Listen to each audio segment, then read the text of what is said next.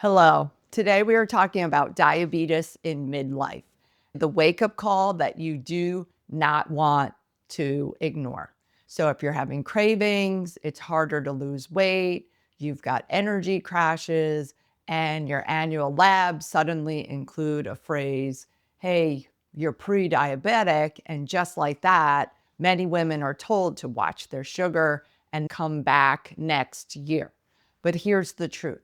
Prediabetes is not simply about sugar. It's a metabolic warning sign that your body is struggling, changing, having a harder time regulating energy, hormones, insulin, and that leads to inflammation. The good news, midlife is one of the most powerful times to intervene naturally and reverse the processes before it advances further. You're watching Straight from the Doctor's Desk with me, Dr. Andrea Purcell. I'm a naturopathic medical doctor who specializes in guiding women through perimenopause and menopause and midlife. Patients deserve more than a prescription and come back next year. You deserve education, guidance, and a real strategy for change because pre-diabetes doesn't happen overnight. It develops quietly over years of stress, poor sleep, hormonal changes, processed foods, inactivity, and slowly the body starts to become more dysfunctional over time. And unfortunately, women are not told that they're heading towards trouble until the numbers are already elevated. The statistics are difficult to ignore. More than 1 in 3 adults in the United States are considered pre-diabetic. The majority don't even know they have it, and it's one of the biggest health crises of our time as far as the costs to the medical system. What particularly makes midlife vulnerable for women is that estrogen changes and it directly impacts our insulin sensitivity, our muscle mass, our fat storage. As estrogen declines, blood sugar starts to fluctuate, belly fat increases, and then muscle mass goes down. We have sleep disruptions when the hormones change, and that worsens the insulin resistance. So it really does create a perfect storm for women in midlife. When we have prediabetes, then we're looking at other chronic issues like cardiovascular disease, increased risk of stroke, fatty liver, cognitive decline, certain cancers. And so we want to prevent all of these things from the inside, which affects how you look and feel on the outside.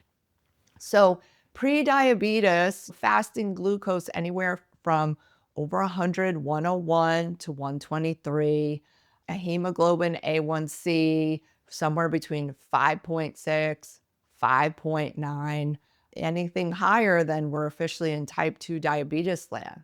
There's also other warning signs that show up. Triglycerides higher than 150, HDL below 40, if the blood pressure is starting to go up, or if you find out that you have a fatty liver.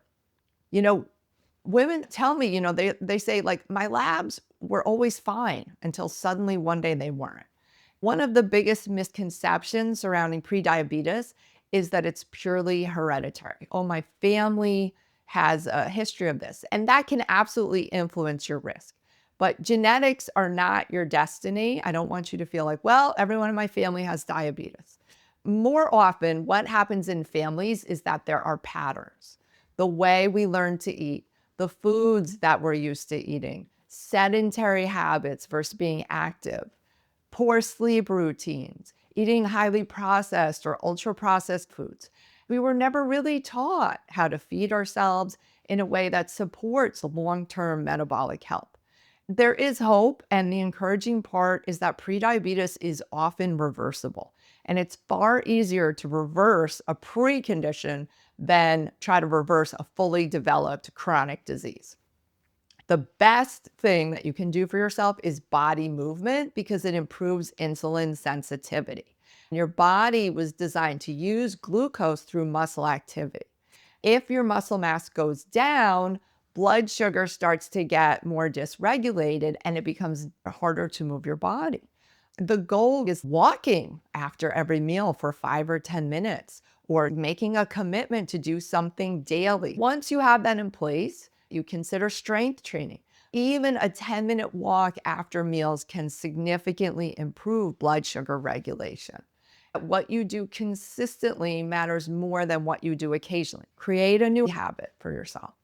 Many women underestimate how strongly sleep affects insulin and our ability to utilize insulin.